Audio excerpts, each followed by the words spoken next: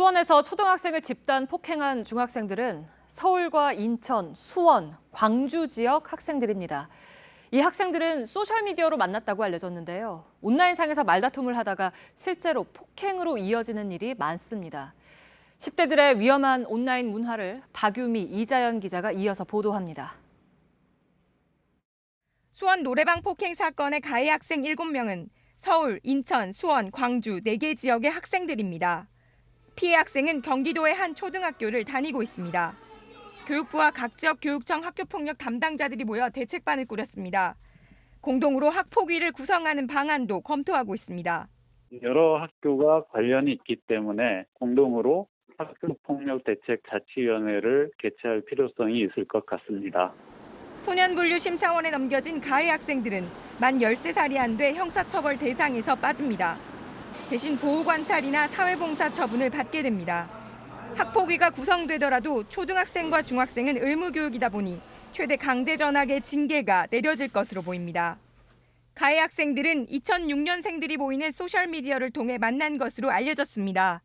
21만 명을 회원으로 둔 해당 온라인 모임은 이번 사건 이후 운영이 중단됐습니다. JTBC 박유미입니다.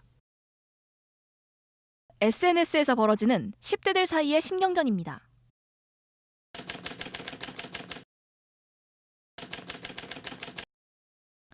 말싸움 끝에 실제로 만나 싸우기도 합니다. 최근 광주의 한 공원에선 온라인에서 학생들 사이에 시비가 붙어 싸움이 벌어진다는 소식이 알려졌습니다. 그러자 광주의 한 공원에 구경꾼 수십 명이 몰리고 경찰 100여 명이 출동하기도 했습니다.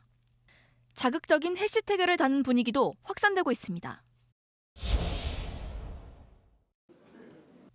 일부러 몸에 상처를 내고 그 모습을 찍어 SNS에 올렸습니다. 자해 계정으로 불립니다. 스스로 학생이라고 소개하고 우울감을 공유합니다. 몸 사진을 찍어 올리는 일탈 계정도 있습니다. 이런 계정을 운영하는 10대들은 쉽게 성범죄의 표적이 될 수 있습니다. 실제 피해 사례가 적지 않지만 검색만 하면 나오는 해시태그에 접근하는 걸 막긴 어렵습니다. 성인 인증 절차라도 도입해라. 유해 매체물로 설정을 하면 이거는 자동적으로 성인 인증 제도가 들어가고. 위험한 10대들의 온라인 공간을 이대로 방치해선 안 된다는 목소리가 큽니다.